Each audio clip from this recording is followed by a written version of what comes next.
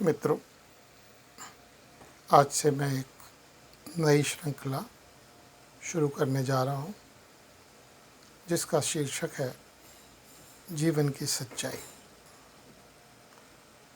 उसके अंतर्गत एक मैं बहुत ही सुंदर कहानी आपके सामने प्रस्तुत करने जा रहा हूँ जिसका शीर्षक है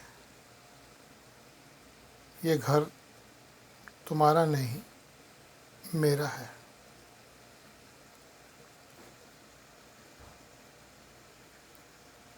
उफ पापा, आपने पूरा घर ही गंदा कर दिया। अभी अभी राधा ने पोंछा मारा था और आपने चप्पलों के निशान छोड़ दिए। थोड़ी तो समझ होनी चाहिए। आप बच्चे तो हैं नहीं। बहू रिहा के मुंह से ये शब्द सुनकर अनिल जी हतप्रत से खड़े रह गए।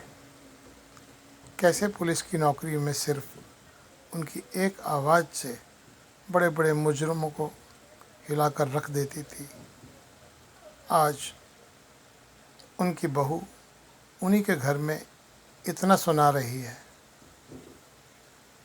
तभी पत्नी ने उन्हें सोफे पर बैठाते हुए कहा, कोई बात नहीं, बहू की बातों का बुरा नहीं मानते,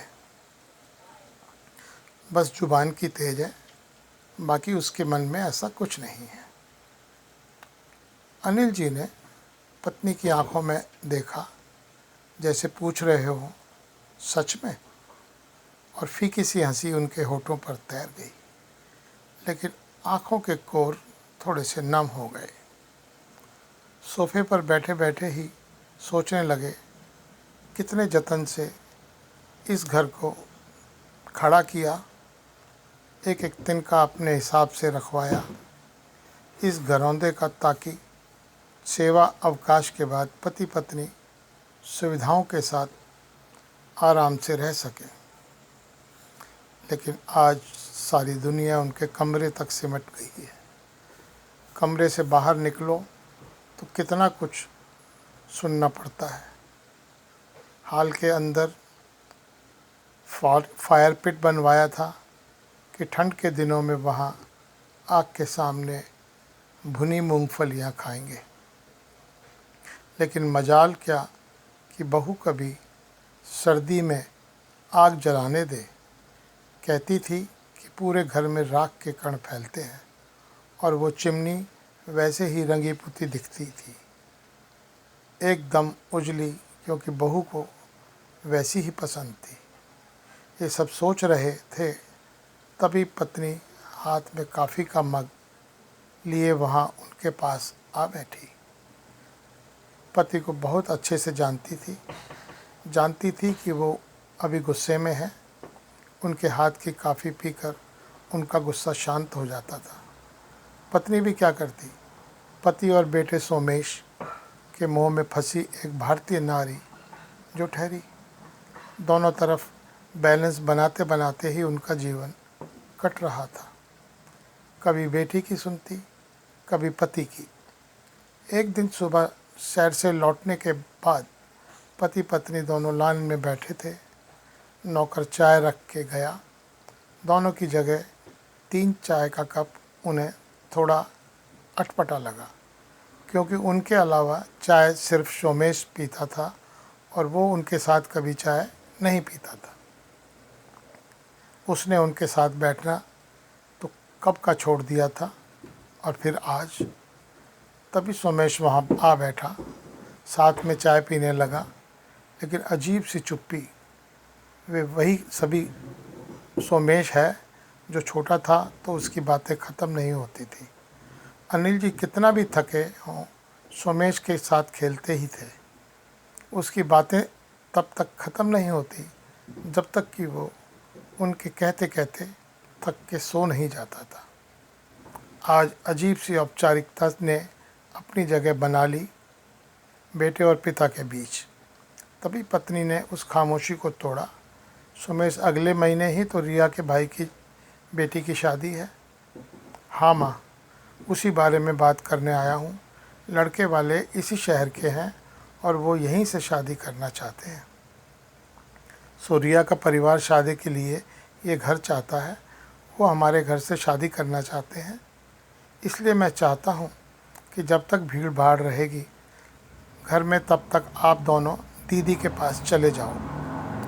आप दोनों को भी भीड़ भाड़ से असुविधा होगी और दीदी भी इसी शहर में है, तो आप लोगों को कोई तकलीफ़ भी नहीं होगी। आप दोनों का कमरा भी उनके काम आ जाएगा।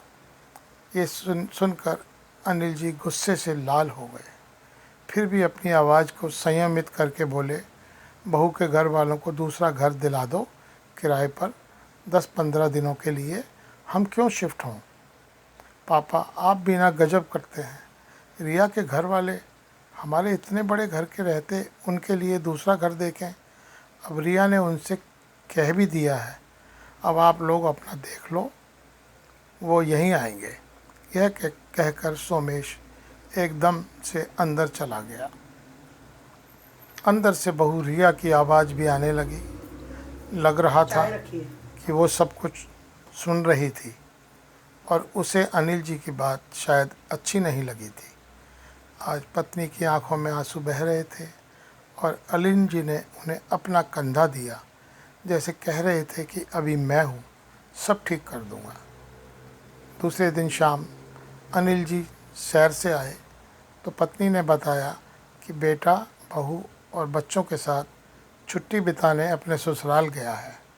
और बिना बताए अनिल जी मुस्कराने लगे और बोले, देख पगली, यही बच्चे होते हैं जिनके लिए तू मुझसे लड़ती थी, जिनके लिए जाने कितनी रातें हमने जाग जाग के बिता दी।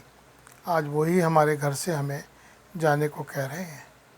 कोई बात नहीं, मैं भी इसका बापू हूँ, कहकर वो अंदर चले गए। एक हफ्ते बाद सोमेश परिवार के साथ लौटा तो दरवाजे पे ताला लगा था। चौकीदार बैठा था। देखते ही उनके पास पहुंचा, एक चाबी सोमेश के हाथों में दी और एक चिट्ठी भी। चिट्ठी खोलकर पढ़ने लगा। वो खत अनिल जी का था, सोमेश के नाम।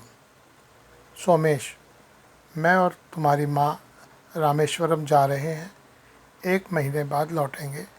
ये जो चाबी है तुम्हारे हाथ में, वो घर की चाबी नहीं है, वो एक दूसरे फ्लैट की चाबी है जिसमें तुम सभी का सामान रखवा दिया है। वो फ्लैट मैंने बहुत पहले ख़रीदा था, तुम्हें नहीं बताया था। पॉश इलाके में है, तुम लोगों के लिए अच्छा है।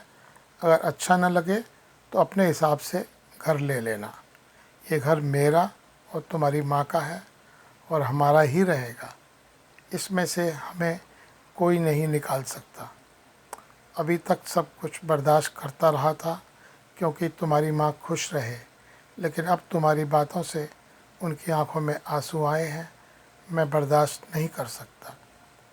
ये हमारा सपनों का घर है जिसमें हम अपने बच्चों और नाती पोतों के साथ रहना चाहते थे, लेकिन शायद ईश्वर को ये मंजूर नहीं था और तुम लोगों को हमारा साथ पसंद नहीं था। वो घर मेरे और माँ की तरफ से तुम लोगों के लिए आशीर्वाद स्वरूप है। इच्छा होगी तो रखना, वरना वापस कर देना।